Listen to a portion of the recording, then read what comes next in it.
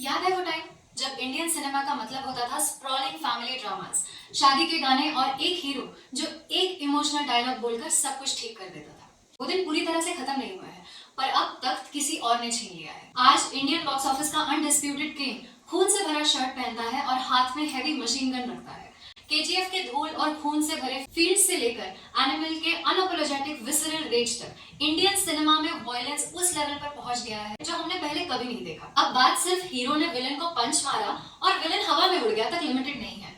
अब scenes explicit हो चुके हैं, गौरी हो चुके हैं, स्टाइलाइज्ड है। पर क्यों अचानक से एक्सट्रीम वायलेंस एक ब्लॉकबस्टर का डिफॉल्ट फॉर्मूला कैसे बन गया? ये समझने के लिए हमें सबसे पहले पोस्ट पैंडेमिक थिएटर के इकोनॉमिक्स को समझना होगा। स्ट्रीमिंग प्लेटफॉर्म्स ने दुनिया भर के बेस्ट ड्रामास और थ्रिलर्स सीधा हमारे फोन्स पर ला दिए। अब ऑडियंस को उनके आरामदायक काउच से उठाकर थिएटर्स तक ले जाने के लिए फिल्म मेकर्स को समझ आ गया है कि उन्हें कुछ ऐसा दिखाना होगा जो एक मैसिव स्क्रीन और बूमिंग साउंड सिस्टम की डिमांड करे।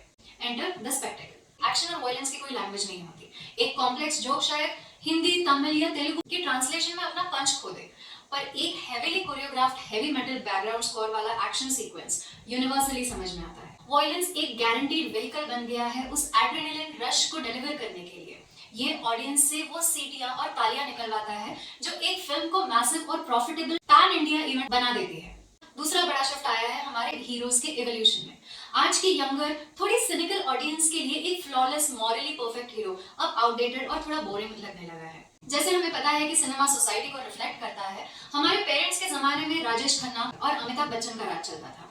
एक हीरो रोमांटिक जो अपने प्यार के लिए रसोई में खाना बनाने से भी पीछे नहीं हटता, नौकर बनने से भी पीछे नहीं हटता, तो दूसरी तरफ एक एंग्री यंग मैन जो थक चुका है उसके साथ होने वाले नाइंसाफी और गरीबी से, और अब अपना इंसाफ वो खुद छीनता है, ना कि किसी के भरोसे बैठकर इंसाफ होने की राह तकता है। आज की ऑडियंस एंटी हीरो की तरफ अट्रैक्ट होती है। क्यों? क्योंकि ये कैरेक्टर्स डीपली फ्लॉड होते हैं, ट्रॉमा, वेंजेंस और टॉक्सिक ऑब्सेशन से ड्रिवन होते हैं। जब आपका प्रोटैगनिस्ट एक मॉरली ग्रे एरिया में ऑपरेट करता है तो उसके वायलेंस की कोई लिमिट नहीं रहती। वो ट्रेडिशनल गुड गाइज के रूल से बंधा हुआ नहीं होता। उनका वायलेंस उनके साइकोलॉजिकल स्टेट का एक रॉ एक्सप्रेशन बन जाता है।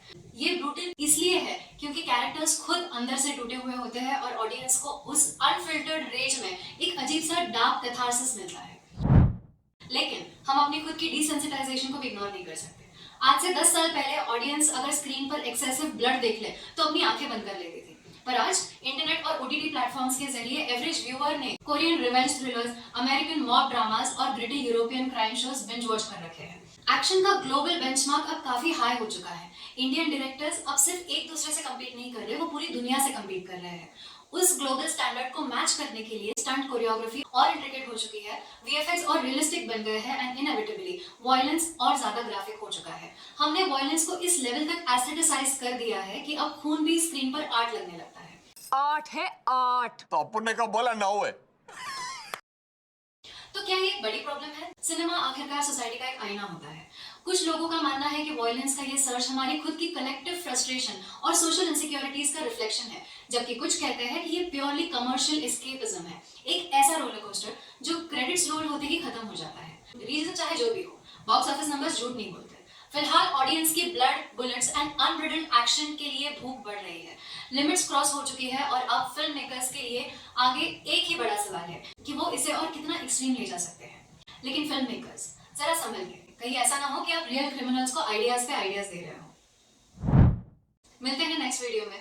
Till then bye.